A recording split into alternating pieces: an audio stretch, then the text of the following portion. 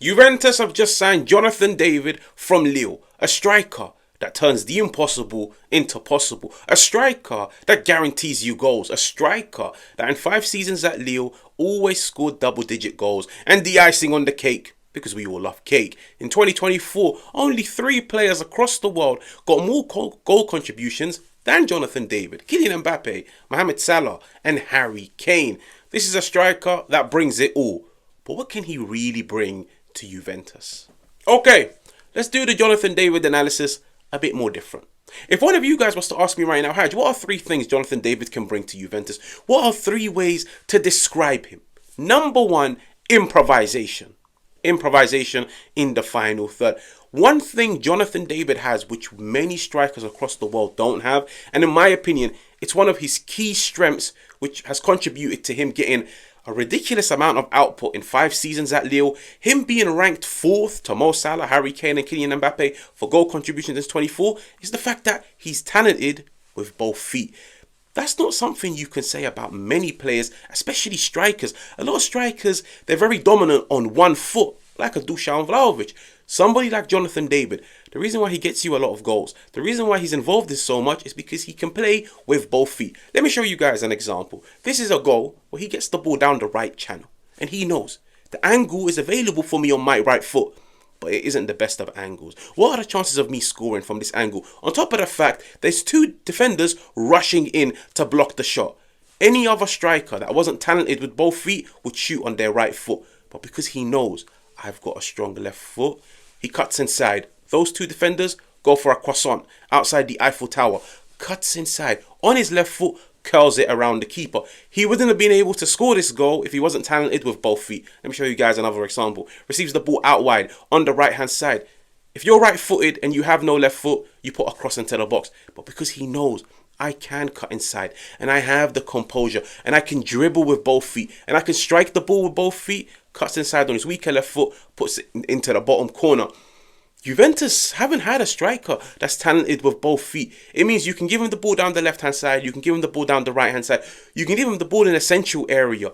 He's got the ability to chop and change on either foot and strike the ball with vim, with penetration, with either foot. As a defender, you don't want to come up against a striker like that, because as a defender, they always tell you, show him on his weaker foot. Show him on his weaker foot. But Jonathan David, he has no weaker foot. The second word that I would use is movement. I feel like he's got very, very, very good movement. And in my opinion, he's a very underrated player. Now, outside of the output, the reason why, in my opinion, he doesn't get spoken about the way he should, because the output is there, the goals are there. I feel like it's more because of the type of goals that he scores. Jonathan David is not a pick up the ball on the halfway line and dribble past 5 players and put it into the back of the net. Jonathan David is not a strike the ball from 30 yards. He's not a Dusan Vlahovic against Leipzig where he scored from 25 yards. Jonathan David, in my opinion, is a fox in the box. He's a predator within the 18-yard box. He scores you a lot of penalties. He scores you a lot of rebounds. He scores you a lot of tap-ins. Now, the common narrative around the world is those types of goals are boring. Those types of goals are easy. Habibi, if they were easy, why are not so many players across the world scoring that many goals? I've always said this. The easy goals are the most difficult. Because on the eye, the easiest thing is scoring a goal from 5 yards. But what about getting into that position on a consistent basis, reading the game, interpreting the situation, making sure you're on side? It's all about intuition. It's all about anticipation. They always turn around and tell you a striker can get himself 7 to 10 of the easiest goals throughout their career every single season. But not every striker can do it. And that's why with me, with Jonathan David, from going back and watching him a few games, from watching his overall goal catalogue, from when he was at Genk in the Belgian league to going to Lille in the French league, he scores a lot of goals which on the eye are easy, they're simple, but they all come down from his movement in the final third, being in the right place at the right time on a consistent basis and still managing to put the ball into the back of the net. And I feel like with Juventus, Dusan Vlahovic has always been the complete opposite. He will score the more difficult, but he will miss the easy ones. Now, you've got yourself a striker that will score you the easy ones, but he doesn't really take the gamble on the more difficult of ones. So for me, it's a positive.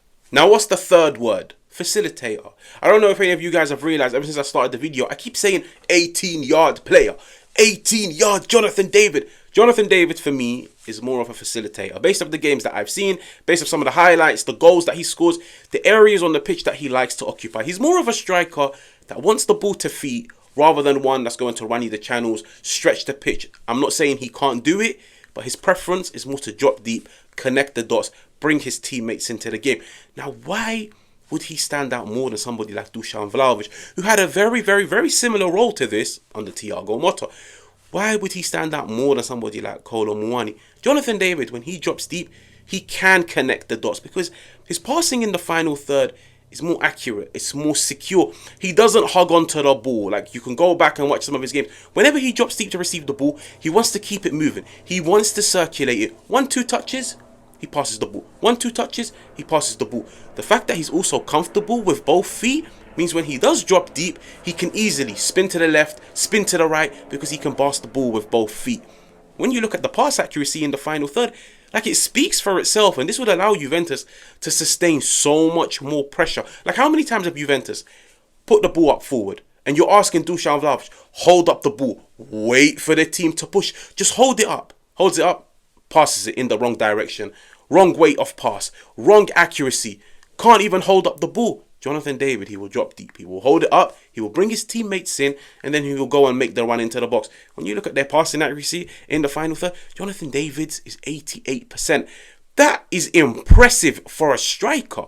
But then when you look at like somebody like Vlahovic, 70%, somebody like Kolo Muani, 72, 73%, it's definitely an improvement.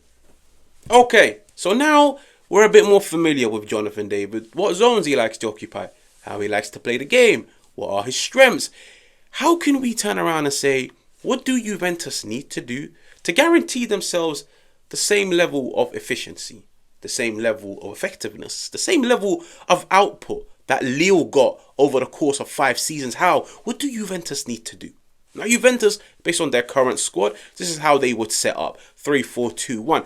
Jonathan David, he will be more the facilitator, the focal point, the pivot in between somebody like Kenan Yildiz, Nico Gonzalez, Coop Miners in Igor Tudor's 3-4-2-1. In my opinion, there's going to be a heavy focus on the wide players, the wing backs, and the 2 roaming number 10s to provide and feed somebody like Jonathan David. I said it many times. 18-yard predator, 18-yard Jonathan David. That's the area where he loves to play in the most as a typical number 9. But he needs to be getting the ball in those areas on a consistent basis. If Juventus are signing Jonathan David to keep launching balls into the channels, you're doing him a disservice. You're not really playing to his strengths. Get him the ball in those central areas, close to goal, areas where he can take it on the half turn, have a shot on goal, areas where he can drag opposition players, areas where he's playing in and around closer to goal, whether it's to feed his teammates, to play off his teammates. That's where he's most lethal. That's where he's most dangerous. If Juventus' long-term plan is to sign him, use him as a target man, use him as somebody to run the channels, you're not really going to benefit. You're not really going to get the same level as output, because one of Jonathan David, in my opinion's biggest weaknesses is I feel like physically he isn't the most gifted. I don't think he's the strongest, and I don't think he's the fastest. Like, he's definitely not as fast as somebody like Kolo Muani.